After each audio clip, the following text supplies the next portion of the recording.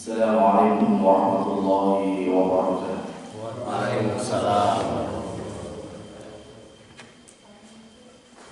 Innal hamdalillah nahmaduhu wa nasta'inuhu wa nastaghfiruh wa na'udzu billahi min shururi anfusina wa min sayyiati a'malina. May yahdihillahu fala mudilla lahu wa may yudlil fala hadiya lahu. Ashhadu an la ilaha illallah wahdahu la syarika lahu wa ashhadu anna Muhammadan 'abduhu wa rasuluh. Ya ayyuhalladzina amanu taqullaha haqqa tuqatih wa la tamutunna illa wa antum muslimun. Qala Rasulullah sallallahu alaihi wasallam, fa inna asdaqal hadithi kitabullah wa khairul hadi hadi Muhammad sallallahu alaihi wasallam wa syarrul umuri muhdatsatuha wa kullu muhdatsatin bid'ah wa kullu bid'atin dhalalah wa kullu dhalalatin finnar. Ikhwan wal akhwat rahimani wa rahimakumullah. Qala Rasulullah sallallahu alaihi wasallam, majtama'a qaumun fi baitin min buyutillahi ta'ala yatluna kitaballah wa yatadarasunahu bainahum illa nazalat 'alaihim as-sakinah wa ghashiyatuhum rahmah wa hafathumul malaikah wa dzakarahumullahu fi man indah. Tidaklah sebuah kaum, yakni jamaah, berkumpul di salah satu masjid Allah Subhanahu wa taala kecuali akan dianugerahkan kepada mereka 4 hal.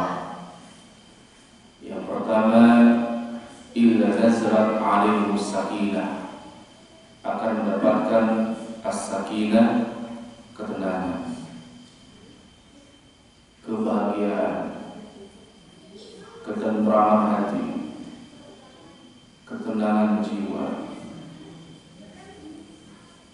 Laisal ghina an qaqatil 'ard walakinna ghina nafs. Orang kaya itu bukan orang yang banyak hartanya, bro di juru, bro di banto, malah di tengah lima, lutang libu, tekalibu. Tapi yang namanya orang kaya adalah orang yang kaya hatinya,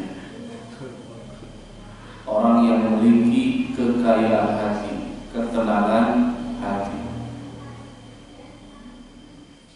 Yang bahagia yang sesungguhnya ketika dia mendapatkan ketenangan dari keimanan, dia bisa khusyuk dalam sholatnya, dia bisa tadabbur terhadap memahami Al-Quran. Ini hakikat bahagia, dan ketenangan bisa diraih salah satunya dengan duduk di majlis ini. Kemudian yang kedua, mendapatkan rahmat Allah Subhanahu wa taala, wa ghasyiyatuhum rahmah, mendapatkan rahmat Allah Subhanahu wa taala. Kita semua butuh akan rahmat Allah Subhanahu wa taala. Bahkan para nabi, para rasul, para orang saleh, semuanya butuh dan mengharapkan rahmat Allah Subhanahu wa taala. Wa yarjuna rahmatullah. Mereka para orang saleh sangat mengharapkan rahmat Allah Subhanahu wa taala. Irhamu man fil ard yarhamukum man fis sama. Cintailah orang yang ada di bumi, maka Allah yang ada di langit akan mencintaimu. Maka salah satu cara untuk mendapatkan rahmat Allah, pertama duduk di majelis ilmu, yang kedua mencintai manusia, menyayangi manusia, maka Allah yang di atas langit akan mencintai dan menyayangi kita. Maka dari hadis ini kita berusaha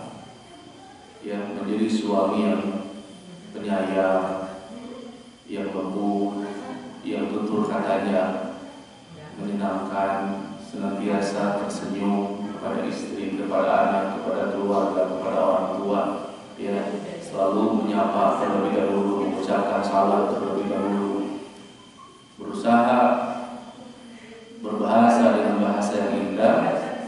Maka akhlak yang mulia ini, kita menyayangi manusia, menyayangi makhluk hidup yang ada di muka bumi, ini salah satu sebab datangnya rahmat Allah Subhanahu wa ta'ala. Irhamu man fil ardi yarhamukum man fis sama. Cintailah, sayangilah makhluk Allah yang di bumi, hatta binatang. Kita harus mencintai, menyayangi. Bahkan termasuk dosa besar, kita tanpa ada keperluan tiba-tiba mematikan, membunuh semut misalnya. Maka ini termasuk apa? Dosa besar. Tapi seharusnya jangan dianggap, sebaliknya jangan dianggap remeh ketika kita menolong semut. Ya, misal kita lagi duduk di WC. Duduk di WC ngapain? Duduk aja ya. Duduk di WC. Tiba-tiba ada sungai, ya sungai. Ada semut yang terbawa arus air gitu ya. Dan dia berusaha ingin kemana? Ke lantai, ke darat, ke dinding. Kurang dicomot, diantar ke darat, ke dinding, kabur, dia selamat. Ini ya, jangan dilihat kecil besarnya pertolongan kita, tapi Allah akan melihat hati kita yang penuh dengan kelembutan, penuh dengan kasih sayang. Ya, penuh dengan apa? Kasih sayang. Kita masih ingat ya, orang pelaku dosa besar ya, disebut dalam hadis disebutnya bahwa ada seorang yang memiliki kebiasaan, kalau dalam bahasa kasarnya mungkin ya pelacur. Jadi dia berjalan pada pasir, kehabisan bekal, dia pun haus. Ketika hampir mencekik itu hausnya, dia menemukan sumur. Dia pun turun ke sumur, mengambil minum sampai hilang hausnya. Sampingnya di atas dia melihat anjing yang sedang menjilat-jilat pasir karena saking hausnya. Kata orang ini, anjing ini merasakan haus seperti aku tadi. Kasihan. Dia turun lagi, sepatunya digunakan jadi gayung, kemudian digigit, naik ke atas, dikasihkan tuh air ke anjing sehingga hilang rasa haus pada anjing, dan anjing pun pergi tanpa mengucapkan terima kasih. Tapi dengan sebab itu Allah mengumumkan, Allah merahmati dia, Allah mengampuni dia, dan Allah masukkan dia ke dalam surga Allah Subhanahu wa ta'ala dengan sebab dia menyayangi makhluk Allah Subhanahu wa ta'ala. Dengan apa sedekahnya? Dengan air. Ya, dengan air. Maka para ulama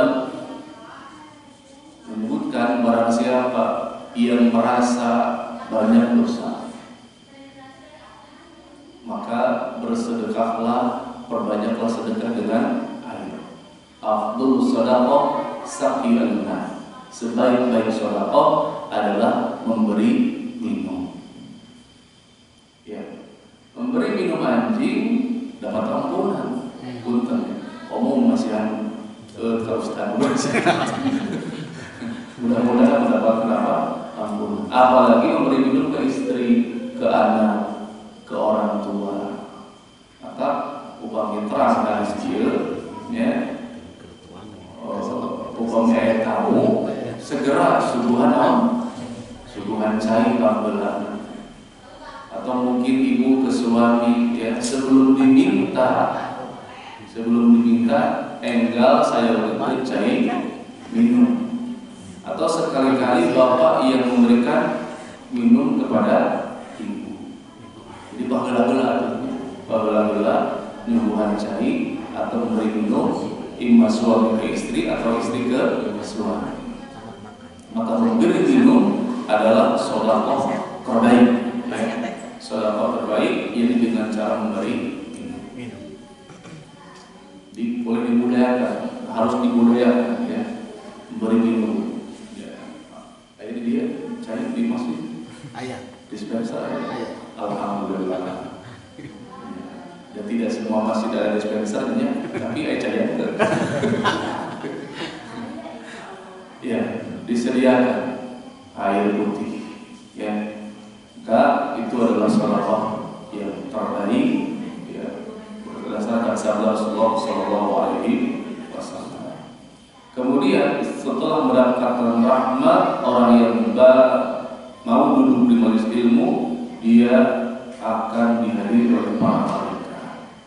Wahabatul malaika. Allah memiliki para malaikat yang Allah tugaskan untuk mencari kumpulan majelis ilmu. Jadi malaikat terbang di langit, kemudian mencari ya, orang yang atau kumpulan orang yang sedang mempelajari ilmu, kemudian turun.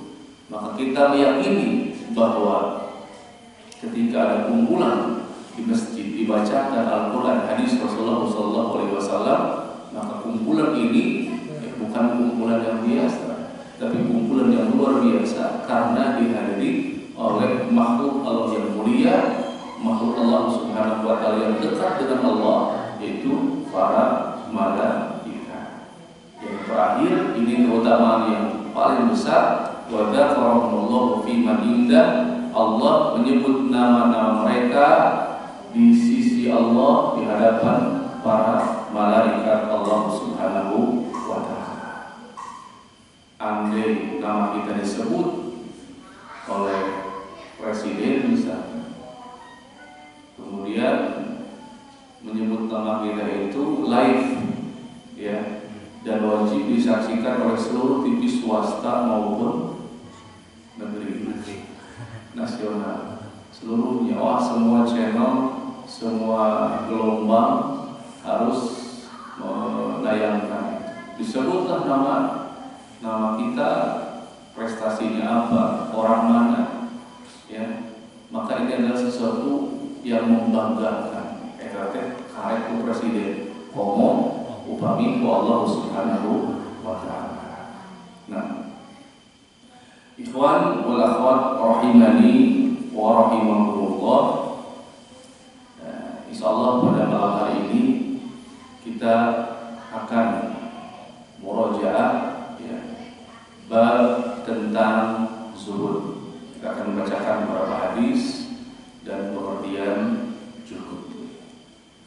At-tariqu ila zuhud fid dunya. Apa itu zuhud? Huwa insiraful qalbi wa nafsi an talabi dunya wa rabbatu fi madaiha,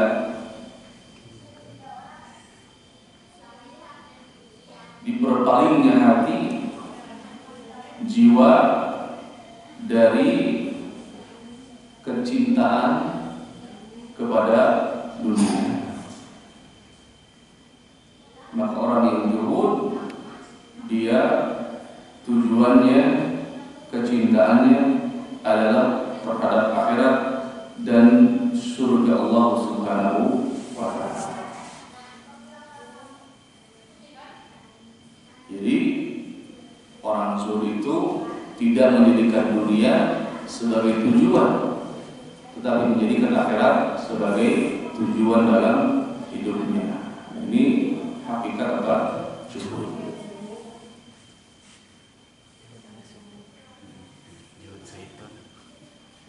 Maka yang namanya dunia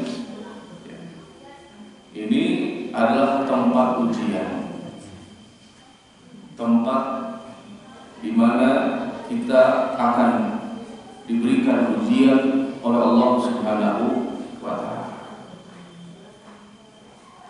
Kalau namanya dunia, ya kita tidak miskin selamanya, tidak kaya selamanya, tidak sehat selamanya, kadang sehat, kadang sakit, kadang di atas, kadang di bawah.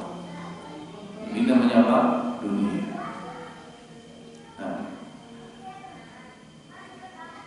Maka juhud terhadap dunia bukan berarti kita meninggalkan dunia.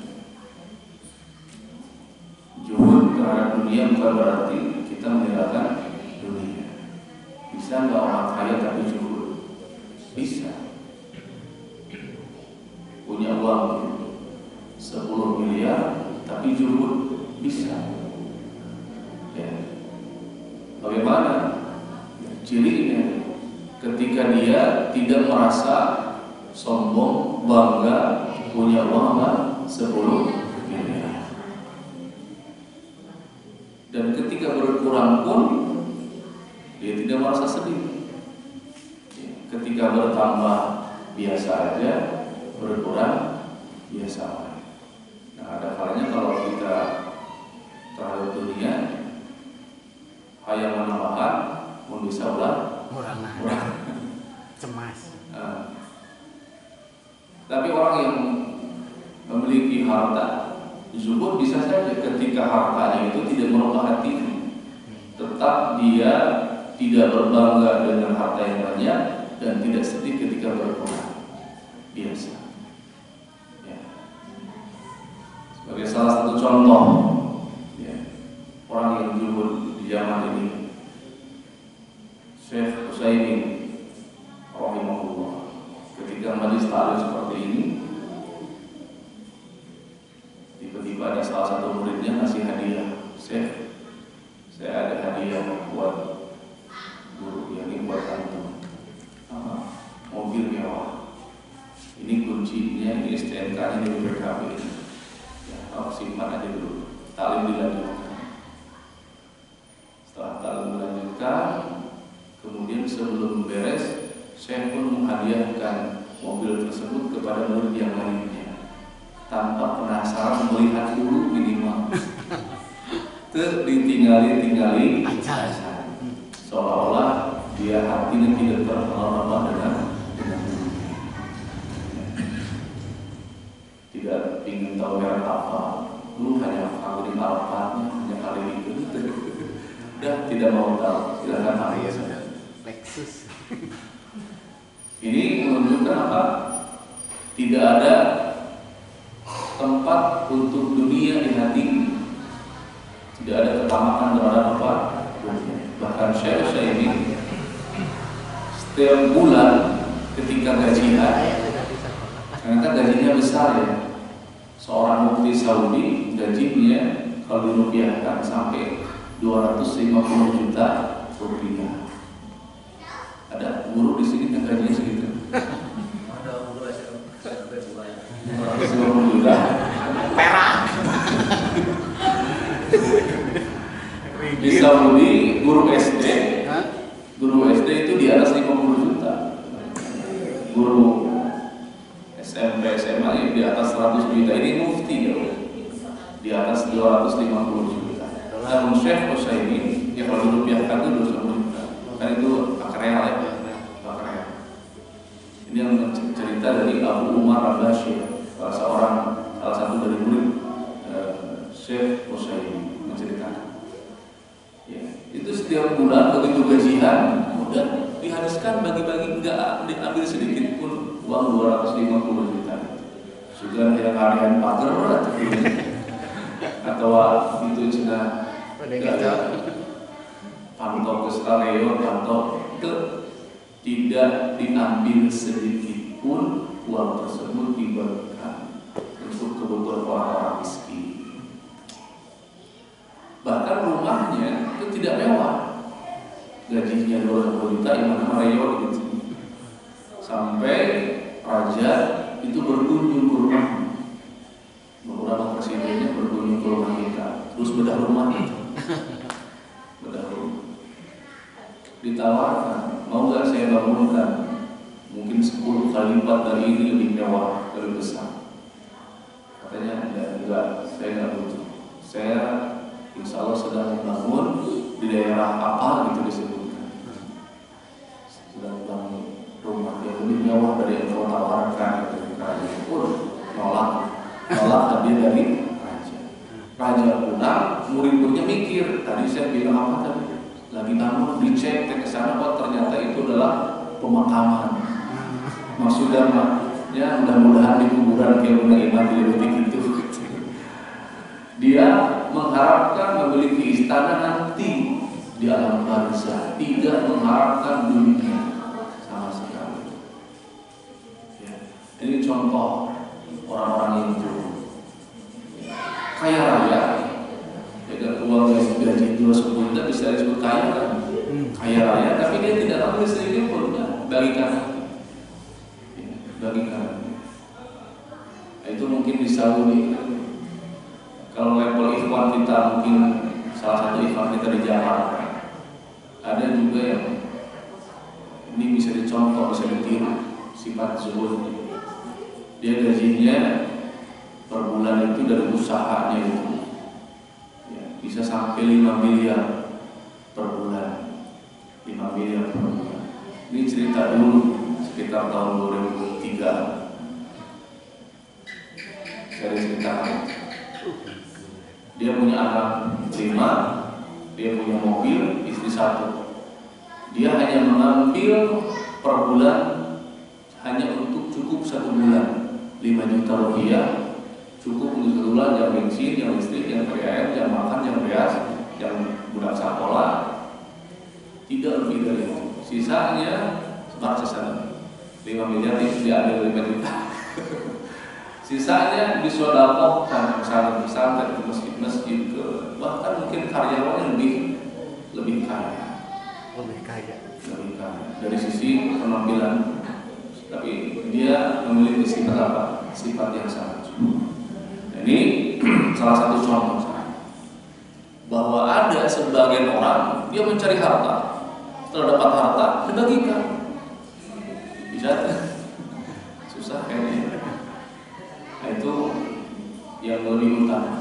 Ada orang yang di dunia itu cukup dia cari nafkah, misal dapat uang berapa? 100 ribu itu dibagi 3. Yang satu untuk nafkah, yang 1/2-nya untuk modal lagi, yang 1/3-nya untuk sedekah. Hilang 100 ribu per hari. Berarti 30 berapa? 33 ribu.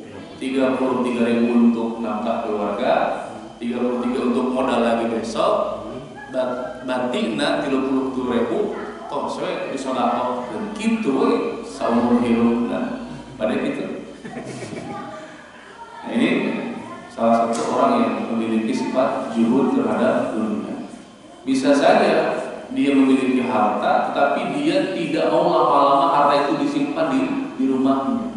Bahkan para sahabat itu kalau punya harta tidak lebih dari 3 hari dikeluarkan.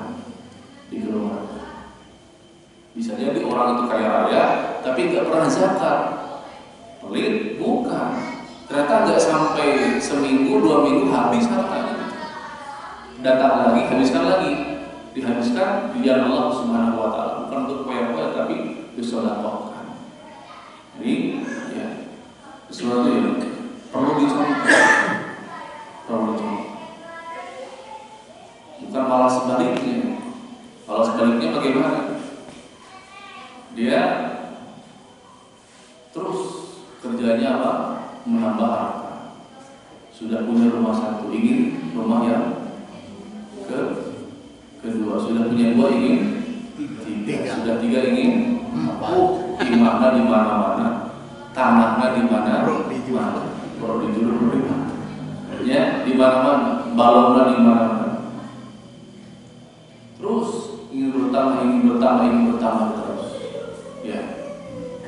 Ini bahkan kadang kalau dia meninggal pun sampai tidak tahu tuh keluarganya dia punya harta di mana, sampai tidak diwakafkan untuk diwariskan untuk.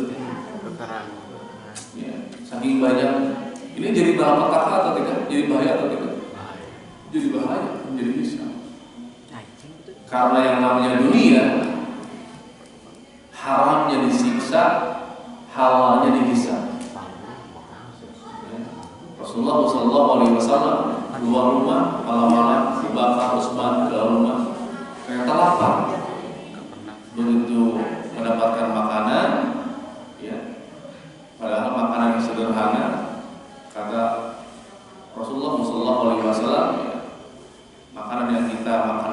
akan dihisab oleh Allah Subhanahu wa taala.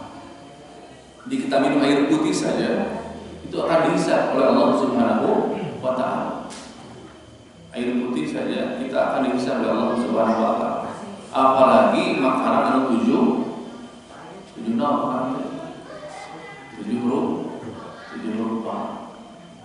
atau kayaknya muka restoran umum restoran mana gitu, ada salaman di Ciganjur gitu, mana gitu, atau di Padang sampai berapa 7 rupiah akan lebih ya, air habis saya mungkin sisa banyak. Tambah lagi di apa? Di upload ya, di upload, disebar di media sosial. Maka ini sungguh akan lebih berat ya, berat hisabannya di hadapan Allah Subhanahu wa taala. Ya, maka kita belajar bagaimana agar kita bisa termasuk orang-orang yang zuhud kepada dunia. Nah, salah satu cara agar dicintai Allah adalah zuhud kepada dunia. Ya. Dan salah satu cara agar mendapatkan kecintaan manusia, kita zuhud terhadap apa yang dimiliki oleh manusia. Ya. Kalau kamu ingin dicintai Allah dan dicintai oleh seluruh manusia, maka zuhudlah terhadap dunia dan zuhudlah kepada harta yang dimiliki oleh manusia. Maksudnya kalau kita zuhud terhadap dunia, Allah mencintai kita. Kalau kita zuhud terhadap harta yang dimiliki orang lain, maka itu akan dicintai oleh manusia. Maksudnya tidak meminta kepada selain Allah, karena manusia itu tidak suka diminta, beda dengan Allah. Sabager-bager Jalmi ayeuna penting dari kata dulu, nya aya rudet naon ge. Namun acis lah 100.000 besok deui. Namun lah kisah kalian jeung kamari bayarna 200 deui.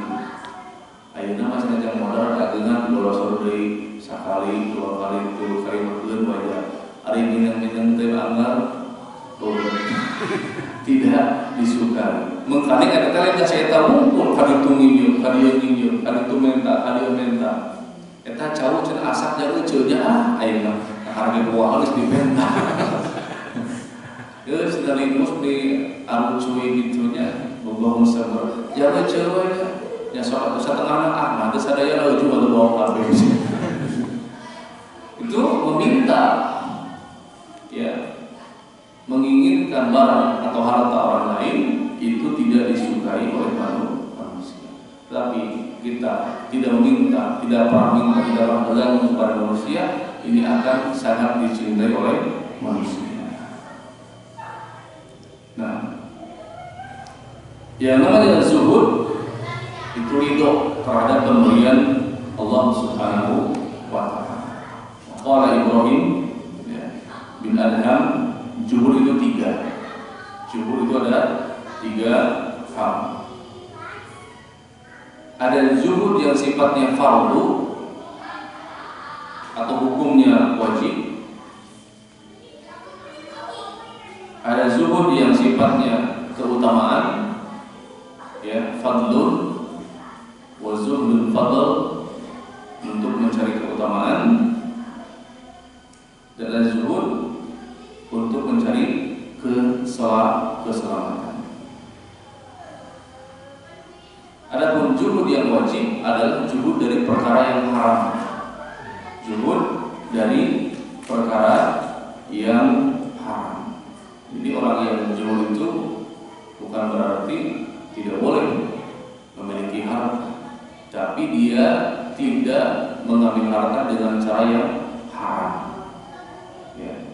Kalau dia mencari harta dengan cara yang haram, maka dipastikan dia bukan termasuk orang yang zuhud. Orang yang zuhud dia bersabar, tidak mencari harta dengan cara yang haram. Kemudian zuhud dalam perkara keutamaan, ya. Keutamaan. Dia zuhud tetapi dalam perkara yang halal. Ini berat. Zuhud tapi dalam perkara apa? Yang halal. Ayat tadi bahas hukumnya haram, ya, hukumnya wajib karena meninggalkan yang haram. Ini halal, tapi dia tinggalkan untuk ya lebih banyak menikmati nanti di akhirat. Ya. Jadi yang paling kenyang di dunia, dia akan paling lapar di akhirat. Ya. Jadi yang mau makannya itu robok, air robok kumpul malah ya, saya robok teh kalau deh, segala asup, tamak, rakus, suk isuk, bubul ayam, karena jam 10 besokan. Acara-acara makan pada gue jelas. Liburan apa sih? Acara makan di Padang. Pemanasan. Yang bubur ayam, yang bubur tahu, yang somai, yang padang. Ge siok, siang sate, ge malam mie ayam. Halo, segala diasup-asupkan. Anak petualangan beraneka ragam makanan yang paling kenyang di dunia, dia akan paling lapar di akhirat. Nah, dari perkara itu, ya, bukan dia berarti tidak mampu misalkan, ya, makan dengan apa namanya, dengan 4 sehat 5 sempurna. Sehat mah kudu dan sempurna dikurangan misalkan, ya. Dikurangan. Jaga imun.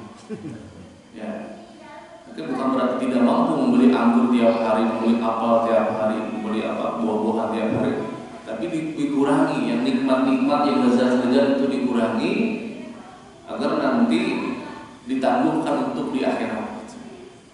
Ya. Bukan berarti dikabuli, misalkan Al-Fatihah cukup pinjam super misalkan, nggak emang dikabuli teman. Tapi dia memilih yang sederhana, bisa itu masuk kepada zuhud, tetapi dalam perkara apa? Yang mencari keutamaan. Mencari apa? Mencari keutamaan. Jadi hidup sederhana, yang memilih. Jadi hidup itu kan pilihannya, dia memilih hidup apa? Sederhana. Meskipun boleh punya harta banyak, asal bayar zakat gitu, tapi dia memilih untuk sederhana saja. Kemudian ada zuhud untuk mencari keselamatan, maka dia zuhud terhadap perkara yang subhan. Perkara apa? Yang subhan. Ya, tidak jelas ini halal atau haram, subhan, maka dia tinggalkan. Ya, ada zuhud yang hukumnya wajib, ada zuhud untuk mencari keutamaan, ada zuhud untuk mencari keselamatan. Zuhud yang sifatnya yang hukumnya wajib adalah meninggalkan yang haram. Ya. Maka orang yang mengatakan ini berarti dia tidak zuhud. Ayo nama saya Pak, boro-boro anu halal, anu haram gede. Ayo begitu. Ada saya hampir terkebagian. Terkebagian. Ya boro-boro anu cenah anu halal, anu haram gede. RT lain SE-nya Pak Haji, tapi bisa saluti. Ya, maka menunjukkan tidak apa? Tidak zuhud. Ya, tidak zuhud.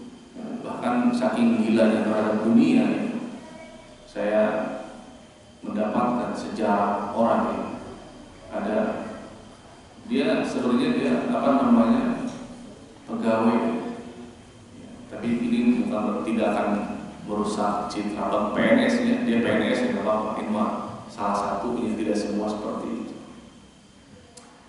Dia percaya terhadap orang pintar cek main dan cek orang bodoh.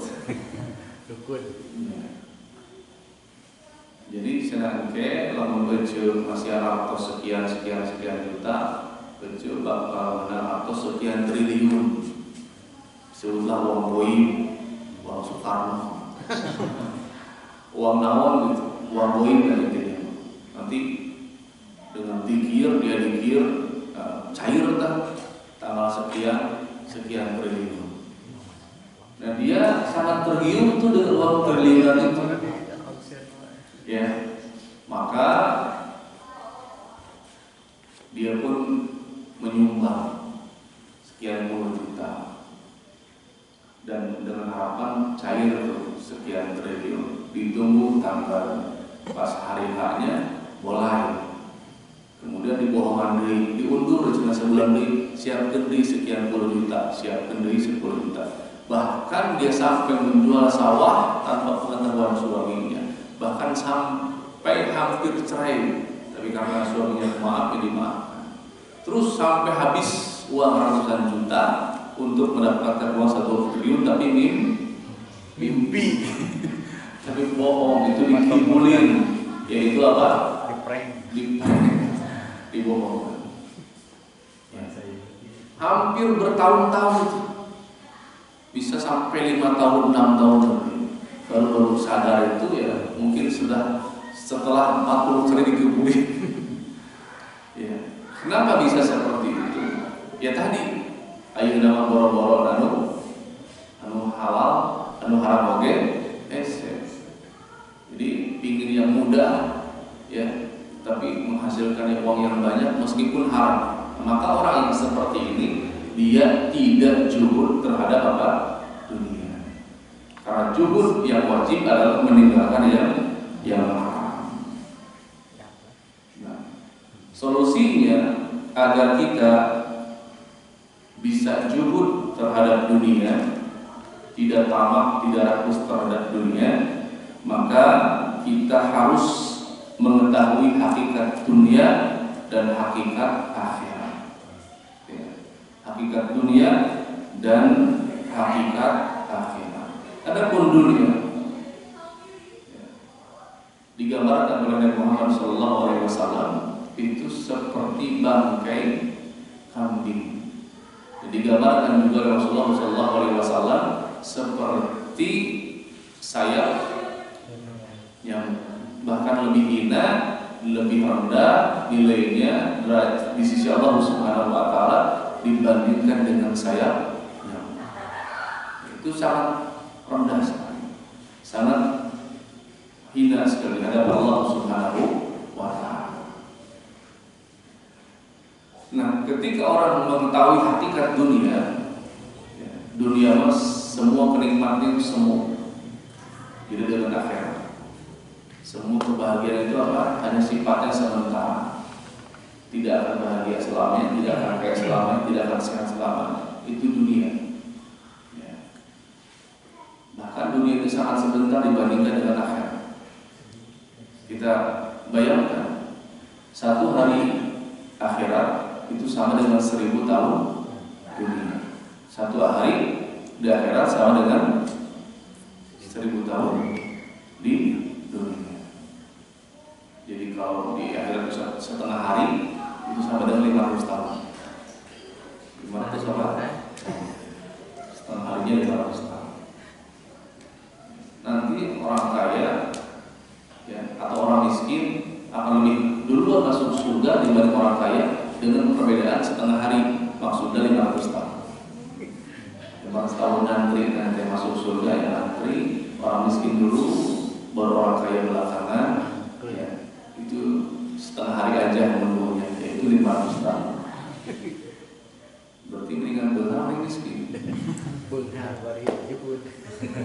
Tapi kalau kaya raya, meskipun masuk surga di akhir, karena banyak hisabnya.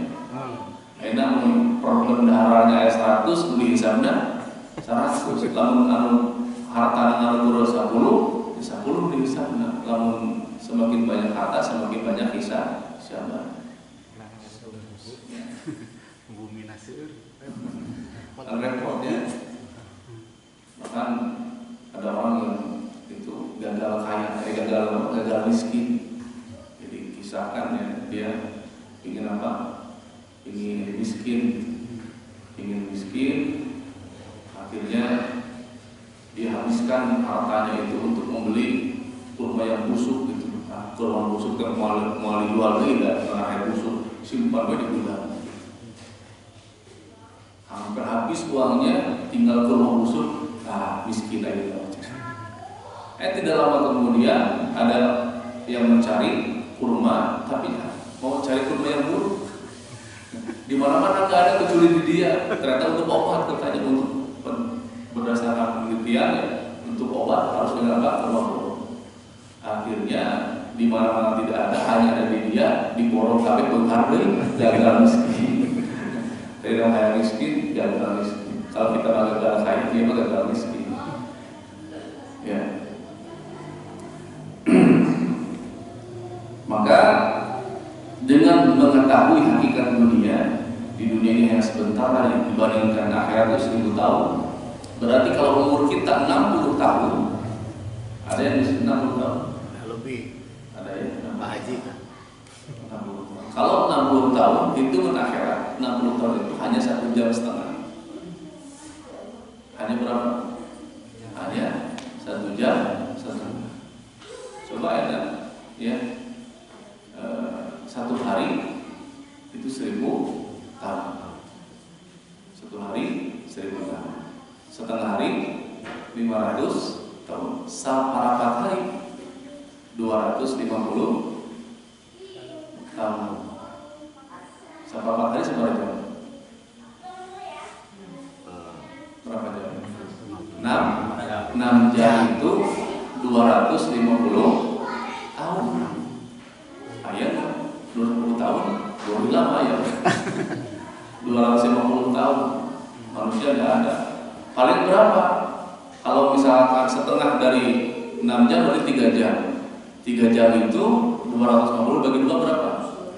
125. 125 bagi 2? 60 tahun lebih, itu sama dengan 1 jam setengah. Sebentar atau lama? Sangat sebentar, 1 jam setengah. Hamil masalah 8 bulan ya. Ini mah hidup di dunia. Kalau 60 tahun itu sama dengan 1 jam setengah ukuran nanti di akhirat. Ya. Maka sangat sebentar. Yang namanya hidup apa? Di dunia. Adapun akhirat, maka ini adalah kehidupan yang sebenarnya. Ya, dan akhirat adalah kehidupan yang sebenarnya.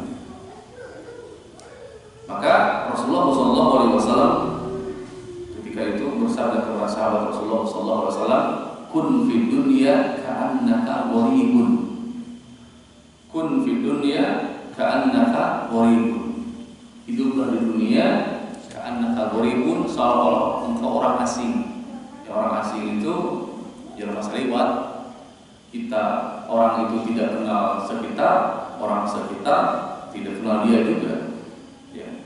Maka kalau dia orang asing berarti tidak akan lama tinggal di kampung itu. Ya, kayak melewat ikut sholat, pergi lagi. Saat tadi itu kata apa? Tak orang asing. Kun fid dunya ka'annaka gharibun. Ya. Maka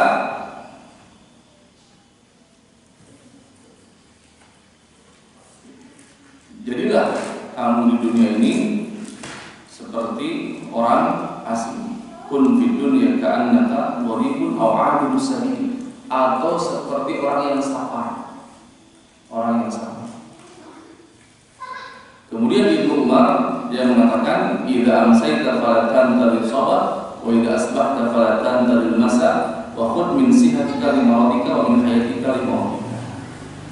Ini ya.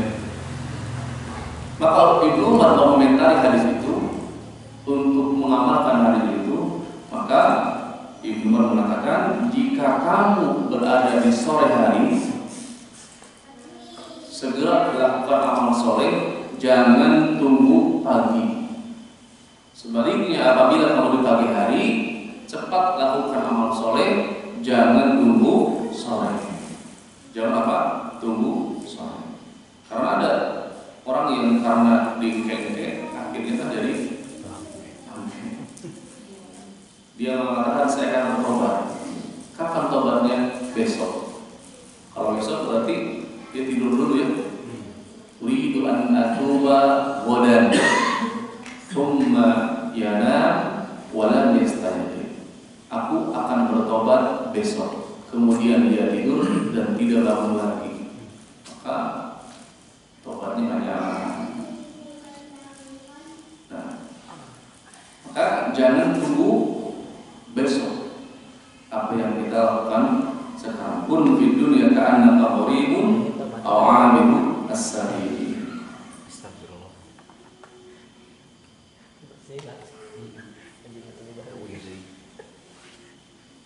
Maka ya kalimat ini adalah beramal. Kenapa kita harus segera beramal? Karena ya tadi usia umat Nabi Muhammad SAW itu antara 60 sampai 70 tahun. Ya pun ternyata saking sieun da bigas sami. Terus catat 20. Usia umat Nabi itu 60 sampai 70 tahun. Sedikit sekali yang melewati itu. Maka kalau usia kita sekarang 40, 50, berarti tinggal 10 tahun lagi. Karena 20 tahun. Ya. Maka ini umumnya umur dari umat Nabi Muhammad sallallahu alaihi wasallam. Yang namanya umur, yang namanya waktu, yang namanya kesehatan, yang namanya kecerdasan itu ada batasannya. Ada masa habisnya. Umur, sehat, akal, kecerdasan itu apa? Ada masa expired. Ada masa habis. Ya. Maka sebelum habis umur kita, habis kesehatan kita, habis umur mata tambah kalau tambah rabun gitu ya, tambah udah jelas, berpikir tambah loading. Ya. Maka sebelum habis kesempatannya, segera ambil kesempatan itu untuk memperbanyak beribadah kepada Allah Subhanahu wa ta'ala. Khud min sihatika limaradika. Manfaatkan waktu sehatmu, jangan sampai tunggu sakit. Kalau kita sakit, tidak bisa sholat berjamaah, ya, tepat waktu di awal waktu atau senantiasa datang ke masjid. Tapi alhamdulillah Bapak bisa maksakan ini. Mudah-mudahan menjadi kafarat ya, menjadi kafarat dari dosa-dosa dan ditinggikan derajat dari Allah Subhanahu wa ta'ala. Nah, jadi kalau kita sakit ya mungkin tidak bisa tahajud lama, kita tidak bisa puasa sunnah, kita juga tidak bisa mencari nafkah untuk bisa bersedekah.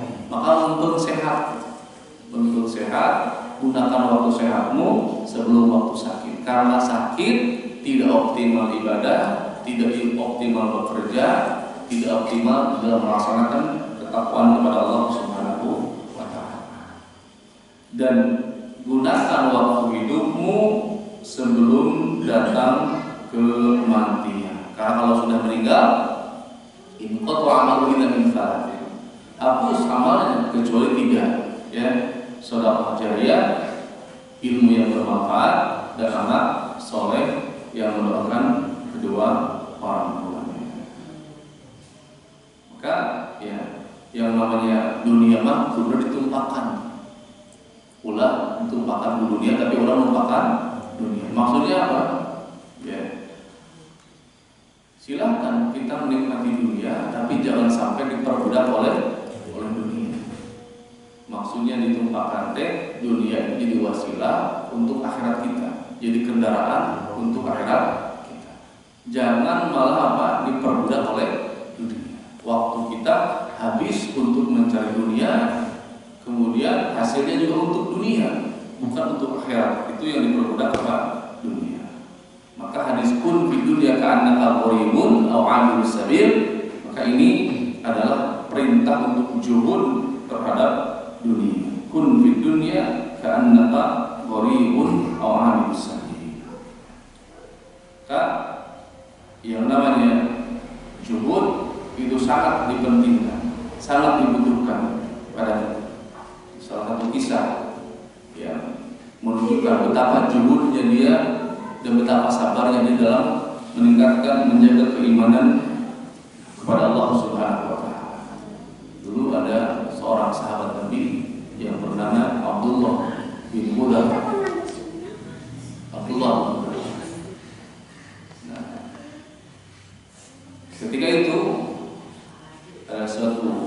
negara adidaya yang bernama Romawi dan Persia. Romawi lebih besar kekuasaannya dibandingkan apa? Persia. Nah, ketika itu ada yang tertawan tuh, tentara kaum muslimin, mujahid kaum muslimin di tangan Raja Romawi. Namun Raja Romawi ini merasa penasaran. Saya itu heran dengan orang-orang muslim. Orang muslim itu kan secara umum orang-orang lemah sisi harta. Bahkan mereka itu dari pedalaman Arab. Bahkan mereka sebagian tidak memiliki sandal, ya, saking apa? Miskin. Tetapi kalau berperang itu sering menang dan sangat tangguh dalam berperang. Jadi saya ingin tahu, saya ingin berdialog dengan mereka, apa sih yang mereka miliki sampai memiliki kekuatan seperti itu. Maka raja ini bilang ke penggawanya atau patihnya atau anak buahnya, kacurnya, ya ambilkan salah satu tawan perang dari kaum muslim. Diambil, ternyata yang diambil itu adalah sahabat Nabi yang bernama Abdullah bin Hudafa. Kemudian mulailah dialog, yang ingin menguji kekuatan iman dari Abdullah bin Hudafa. Kata raja, "Tanassar, masuklah kamu ke dalam agama Nasrani, ya, maka kamu akan saya bebaskan." Dia mengatakan tidak. Yang namanya bebas, pasti orang yang ke penjara bebaskan tanpa syarat cok bebas, sama masuk langsung dia tawaran tidak mau. Tapi raja ini penasaran terus, dia berpikir agar dia itu masuk Nasrani. Kemudian dia memberikan tawaran yang kedua, baik, kalau kamu tidak mau masuk Nasrani hanya sudah dibebaskan, saya akan berikan pilihan yang kedua. Masuklah ke Nasrani, akan saya berikan setengah kerajaan saya. Bahkan akan saya nikahkan kamu dengan putri raja, putri saya. Kira-kira janjinya menggiurkan atau tidak? Akan bersanding dengan raja dan diberi kekuasaan setengah kerajaannya. Kalau Romawi itu menguasai setengah dunia, maka dia akan diberikan hadiah seperempat dunia, berikut istananya, berikut pasukannya, berikut hartanya, berikut bangunannya, berikut tanah dan seluruh kekayaannya diberikan kepada dia asal masuk Nasrani. Tapi dia pun mengatakan tidak. Tapi murah masih gana Tomboroni jadi raja. Tomboroni terakhir mungkin karena dia bisa masuk Kristen dan 50 miliar, 10 juta halal. 50 miliar. Mungkin ada yang berpikir begini, lah tarima gitu, pura-pura we gitu ya, atau sapu wewe gitu Nasrani yang kini Islam deui. Mungkin ada yang berpikir seperti itu. Ya, mungkin. Tapi jangankan 50 miliar, diberikan kerajaan, diberikan harta, bahkan mau dinikahkan dengan istri, dengan anak raja, dia tidak mau. Wah, ini kuat gitu ya keimanan. Udah masukkan dia ke penjara, masukkan ke penjara. Jangan diberikan makan, jangan berikan minum. Karena jengkel atau raja itu sudah saya mau kasih tawaran yang menggiurkan, dia nggak mau. Masukkan ke penjara, jangan kasih makan, jangan kasih minum. Ya kalau nggak dikasih makan aja tapi kasih minum masih kuat bertahan hidup. Ini mah nggak makan, nggak minum.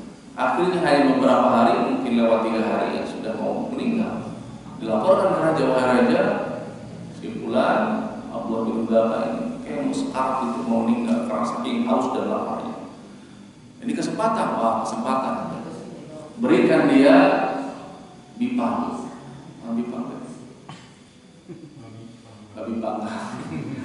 berikan dia masakan yang paling enak di Roma, yang bahannya itu daging babi, makanan terfavorit, makanan terenak dengan bumbu masakan yang khas, sehingga aromanya itu menggugah selera makan, apalagi kalau sedang lapar. Tambah dengan whisky dan khamar. Ketika disuguhkan, aromanya tercium sangat menggugah selera makan, kemudian silahkan makan. Pas mau dimakan, tapi yang akan kamu makan ini daging babi. Nah, dia tidak mau? Ya, bukankah kamu dalam keadaan apa? Kata orang ini, saya tahu Allah membolehkan saya makan daging babi, minum khamr karena dalam kondisi yang darurat. Tapi saya tidak mau Anda atau orang Nasrani ini menjadi bahagia melihat saya makan daging babi. Saya tidak mau. Gogoda itu, gogoda baru ya gus mawak ya, tidak mau jadi daging babi. Orang penasaran, orang Allah jangan mengundang penasaran. Dah tidak mau. Dia menikmati daripada makan daging. Tapi kata raja itu berpikir lagi, ya udah kasih makan, tapi yang halal. Kasih makan yang halal. Kalau tidak kambing diterima halal, babi enak kambing. Ya dikasih bubur ayam, ya dikasih nasi kebuli dengan minuman khasnya. Dimakan tuh sampai segar lagi badannya, pulih lagi, sehat lagi, fit lagi. Udah raja itu nggak mau kalah, terus berpikir. Nah, sampai puncaknya dikasih dunia dia tetap tidak mau. Nah, sekarang fitnah perempuan. Bapak berat kene. Fitnah harta atau fitnah perempuan? Perempuan, jujur sarua. Apa kata raja? Carikan gadis perempuan tercantik di Roma. Bahkan bukan hanya cantik, tapi apa? Yang berbadan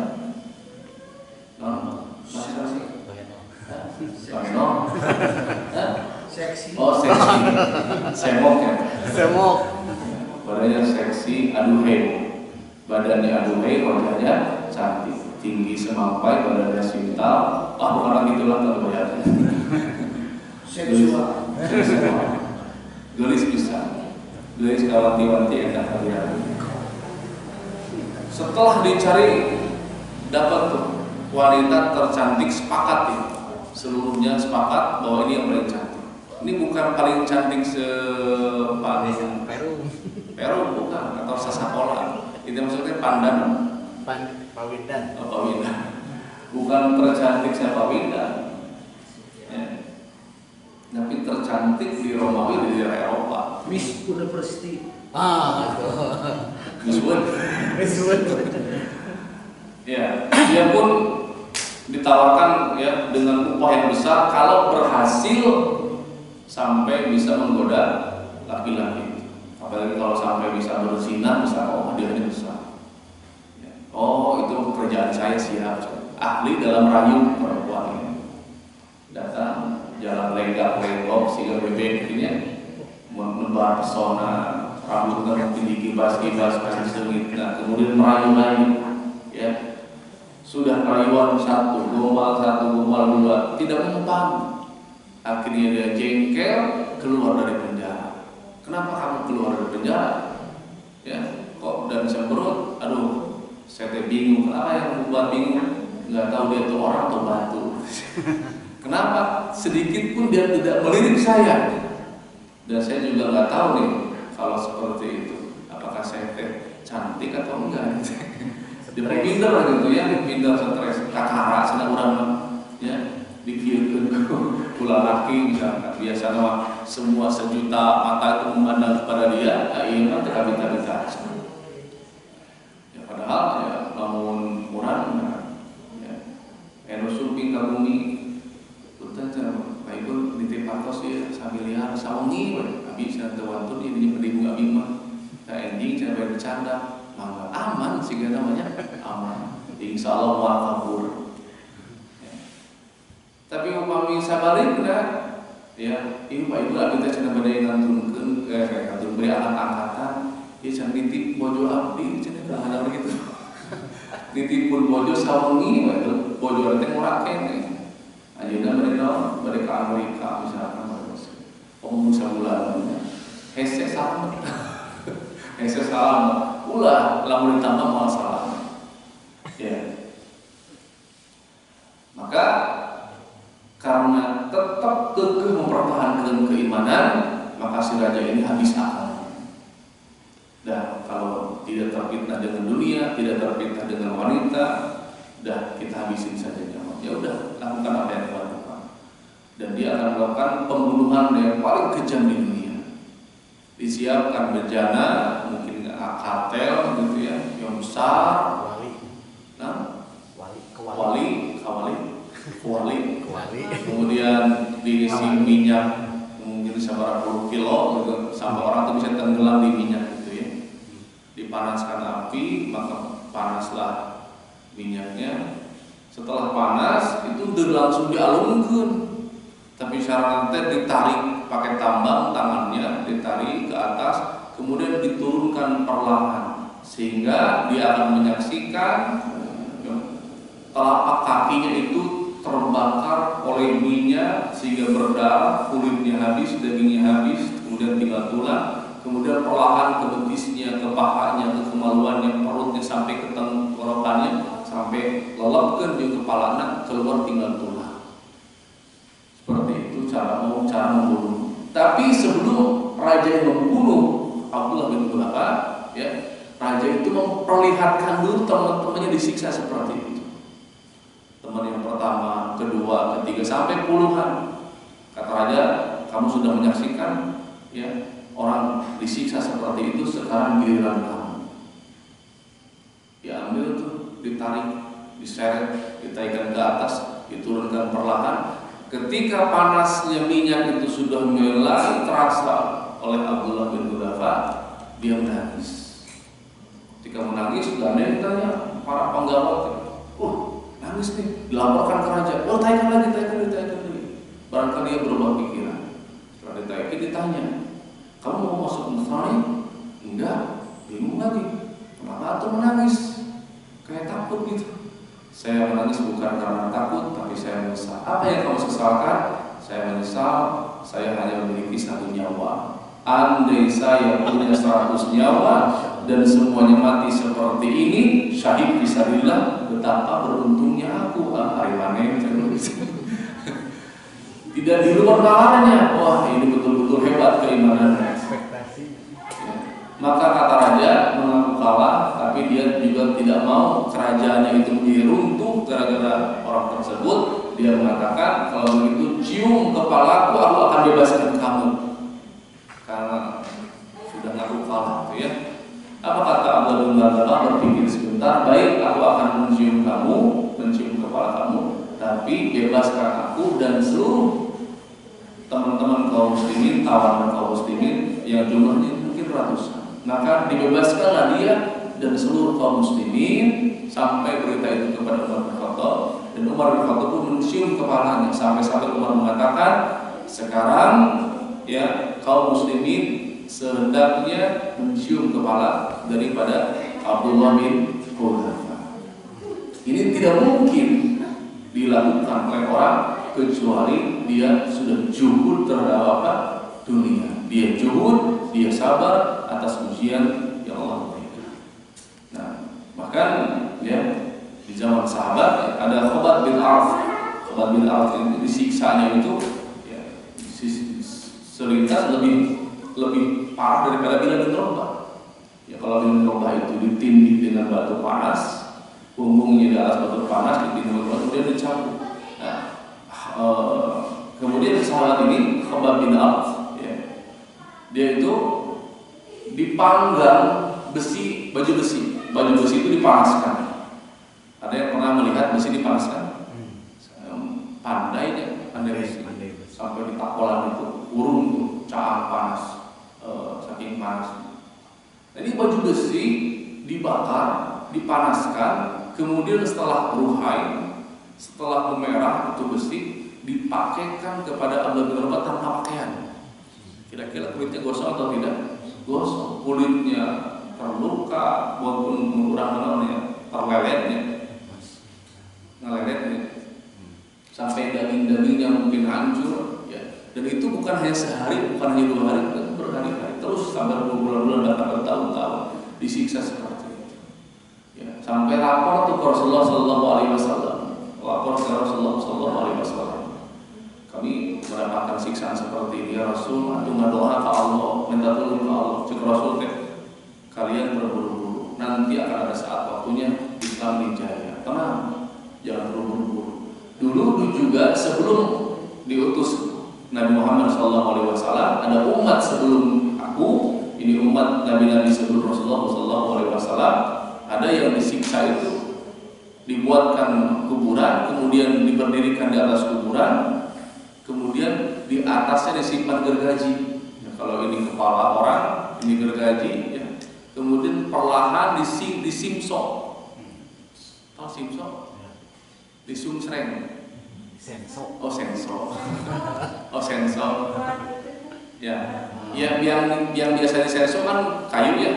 Ini mah kepala orang. Kepala orang dari mulai ubun-ubunnya, dahinya, hidungnya, mulutnya terbagi dua, lehernya terbagi dua, perutnya terbagi dua sampai dubur dan seluruhnya terbagi dua. Mati perlahan dengan cara digergaji kepala sampai dubur. Ya.